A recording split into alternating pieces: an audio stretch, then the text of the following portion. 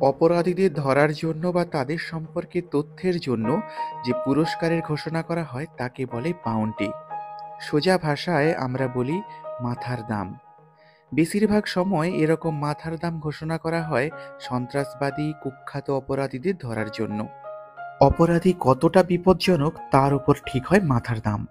কিন্তু আপনি কি জানেন, এক দেশের রাষ্ট্রপ্রধান যিনি আন্তর্জাতিক মঞ্চে নিজের দেশকে প্রতিনিধিত্ব করেন, তার মাথার উপর আরেক শক্তিশালী দেশ এক বিশাল অঙ্কের পুরস্কার ঘোষণা করেছে। পুরস্কারের অঙ্কটা বিরাট, $50 মিলিয়ন, ভারতীয় মুদ্রায় প্রায় 450 কোটি টাকা।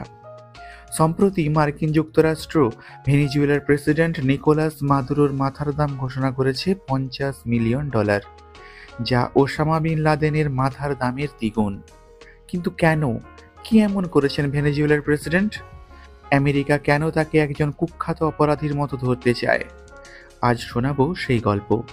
এই কাহিনী কোনো হলিউড থ্রিলার সিনেমার চেয়ে কম রোমাঞ্চকর নয়, তাই শেষ অবধি দেখতে ভুলবেন না কিন্তু। গল্পটা শুরু হয়েছিল আজ থেকে অনেক বছর আগে। 1962 সাল। কারাকাসে জন্মগ্রহণ করেন নিকোলাস মাদুরো। তিনি শুরুতে একজন বাস ড্রাইভার ছিলেন, পরে ট্রেড ইউনিয়ন লিডার হন। তার জীবনের টার্নিং পয়েন্ট আসে যখন তিনি ভেনেজুয়েলার প্রাক্তন প্রেসিডেন্ট হুগো স্যাভেজের সঙ্গে যুক্ত হন।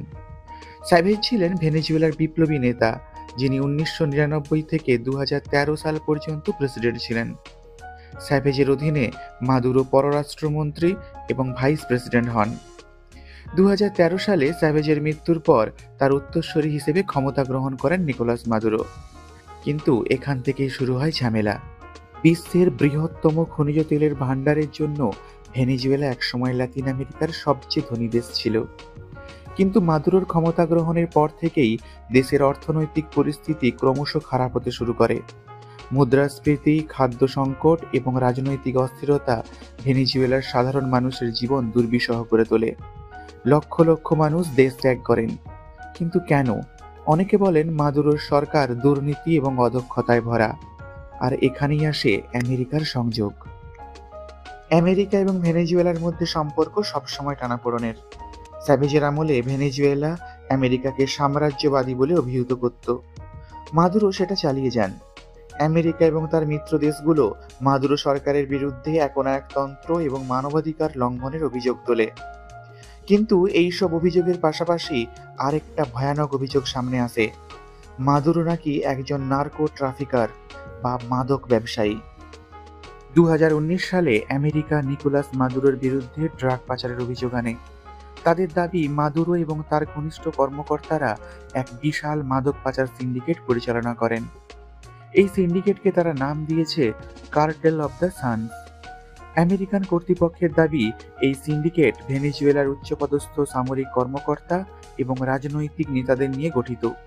তাদের কাজ হলো কলম্বিয়ার কুখ্যাত revolutionary arm force of Colombia বা ফার্ক গেরিলা গোষ্ঠীর উৎপাদিত কোকেন আমেরিকায় পাচার করা। এখানেই আসে গল্পের আসল টুইস্ট। ফার্ক হলো কলম্বিয়ার ডেজিগনেটেড টেররিস্ট অর্গানাইজেশন। কিন্তু মাদুরোর বিরুদ্ধে অভিযোগ, তিনি ফার্কের সঙ্গে হাত মিলিয়েছেন এবং তাদের কাছ থেকে মাদক কিনে তার সমুদ্র পথে আমেরিকায় পাঠাচ্ছেন। এই মাদক পাচারের মাধ্যমে যে বিপুল অর্থ আসে তা দিয়ে মাদুরো তার ক্ষমতা টিকিয়ে রেখেছেন বলে আমেরিকার অভিযোগ। 2020 সালের মার্চ মাসে আমেরিকার ডিপার্টমেন্ট অব জাস্টিস আনুষ্ঠানিকভাবে মাদুরোকে নার্কো টেরোরিজম, কোকেন আমদানির ষড়যন্ত্র এবং আমেরিকার নাগরিকদের হত্যার ষড়যন্ত্রের অভিযোগে অভিযুক্ত করে। একই সঙ্গে তার মাথার ওপর $15 মিলিয়ন পুরস্কার ঘোষণা করা হয়। এটাই ছিল প্রথম পদক্ষেপ। কিন্তু কেন এই পুরস্কারের অঙ্ক বেড়ে $50 মিলিয়ন করা হলো? সাম্প্রতিক সময়ে আমেরিকার পক্ষ থেকে নতুন তথ্য সামনে আনা হয়েছে। তাদের দাবি, মাদুরোর সঙ্গে কেবল ফার্ক নয়, মেক্সিকোর ভয়ঙ্কর সিনালোয়া কার্টেল এবং ভেনেজুয়েলার নিজস্ব অপরাধী গোষ্ঠী ট্রেন্ট দে আরাগুয়ার যোগাযোগ রয়েছে। এই সিন্ডিকেটগুলো নাকি ভেনেজুয়েলার বিমানবন্দর, সমুদ্রবন্দর, এমনকি মিলিটারি কনভয় ব্যবহার করে ফেন্টানাইল মেশানো কোকেন আমেরিকায় পাঠাচ্ছে, যা দেশের মধ্যে ভয়াবহ মাদক সংকটের জন্ম দিয়েছে।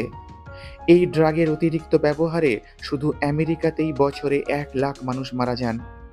আমেরিকার অ্যাটর্নি জেনারেল পাম বন্ডি সরাসরি অভিযোগ করেছেন যে মাদুরো বিশ্বের অন্যতম বড় ড্রাগ লর্ড এবং তিনি আমেরিকার জাতীয় নিরাপত্তার জন্য হুমকি। ফলস্বরূপ আমেরিকার ট্রাম্প প্রশাসন মাদুরোর ওপর পুরস্কারের অঙ্ক বাড়িয়ে $50 মিলিয়ন করে। এই ধরনের পুরস্কার সাধারণত বড় মাপের সন্ত্রাসী বা অপরাধীদের জন্য ঘোষণা করা হয়। কোনো দেশের রাষ্ট্রপ্রধানের জন্য এত বড় অঙ্কের বাউন্টি ঘোষণা করা হয়েছে এমন ঘটনা ইতিহাসে বিরল। এর আগে শুধুমাত্র ইরাকের প্রেসিডেন্ট সাদ্দাম হোসেনের ওপর 220 কোটি বাউন্টি ঘোষণা করা হয়েছিল। এখন প্রশ্ন হলো, কেন এমনটা হচ্ছে? এর পেছনের কারণ কি কেবলই মাদক ব্যবসা, নাকি এর সঙ্গে জড়িয়ে আছে রাজনীতি এবং ভূ রাজনৈতিক কৌশল? অনেকের মতে এই বাউন্টি ঘোষণা হলো আসলে মাদুরো সরকারকে আন্তর্জাতিকভাবে আরও কোণঠাসা করার একটি কৌশল। আমেরিকা মাদুরোকে বৈধ প্রেসিডেন্ট হিসেবে স্বীকার করে না এবং তার বিরুদ্ধে কঠোর অর্থনৈতিক নিষেধাজ্ঞা আরোপ করেছে। এই পুরস্কার ঘোষণা সেই চাপের একটি অংশ মাত্র।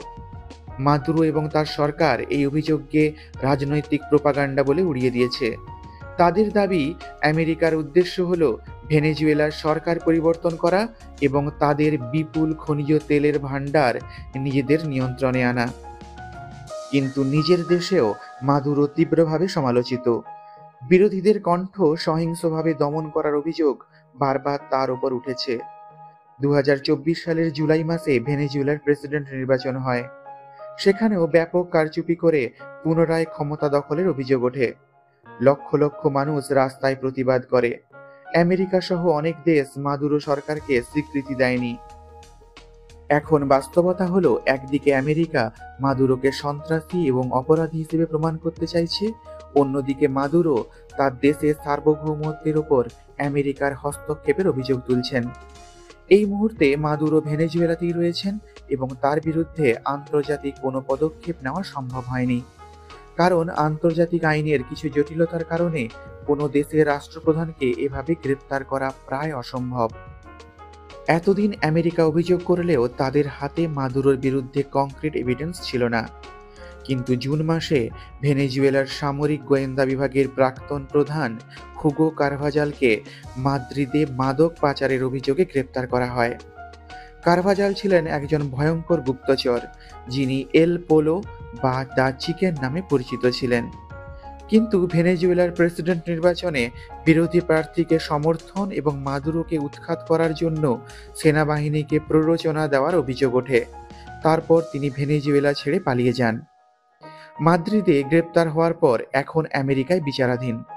জল্পনা শোনা যাচ্ছে কম সাজার বিনিময়ে তার সঙ্গে আমেরিকার গোপন চুক্তি হয়েছে। তিনি মাদুরোর অপরাধ জগতের তথ্য দিতে সম্মত হয়েছেন। এখন দেখার আমেরিকা কিভাবে এটিকে ব্যবহার করে। একজন রাষ্ট্রপ্রধানের মাথার উপর এভাবে পুরস্কার ঘোষণা করার ঘটনা নজিরবিহীন।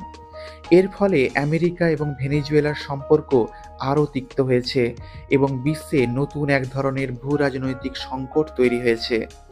মার্কিন যুক্তরাষ্ট্র ক্যারিবিয়ান অঞ্চলে নৌবাহিনী মোতায়েন করেছে।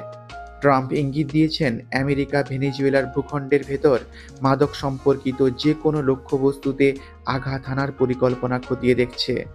তবে এই পরিকল্পনার সবথেকে বড় চ্যালেঞ্জ হলো ভেনেজুয়েলার আধুনিক এয়ার ডিফেন্স সিস্টেম। রাশিয়ার সহযোগিতায় তারা তৈরি করেছে দক্ষিণ আমেরিকার সেরা যুদ্ধ বিমান বহর। ফলে ভেনেজুয়েলার উপর যে কোনো হামলা মস্কোর সঙ্গে আমেরিকার তিক্ত সম্পর্ককে আরও জটিল করে তুলতে পারে। তাছাড়া ভেনেজুয়েলার সশস্ত্র বাহিনীর তীব্র প্রতিক্রিয়া মার্কিন যুক্তরাষ্ট্রের ভেতরে ধ্বংসলীলা চালাতেও সক্ষম। সেই ঝুঁকি আমেরিকা এখনই নিতে চাইবে না। যদিও গত 2রা সেপ্টেম্বর মার্কিন নৌবাহিনী ভেনেজুয়েলার জলসীমায় মাদক পাচারের অভিযোগে হামলা চালিয়ে একটি বোটকে ডুবিয়ে দিয়েছে। এতে 11 জনের মৃত্যু হয়েছে। এই ঘটনার পর পরিস্থিতি আরও উত্তপ্ত। নিকোলাস মাদুরো তার দেশের সামরিক বাহিনীর পাশাপাশি 45 লক্ষ আধা সামরিক মিলিশিয়াকে যুদ্ধের জন্য প্রস্তুত থাকার নির্দেশ দিয়েছেন। ক্যারিবিয়ান সাগরে 25,000 সৈন্য মোতায়েন করা হয়েছে।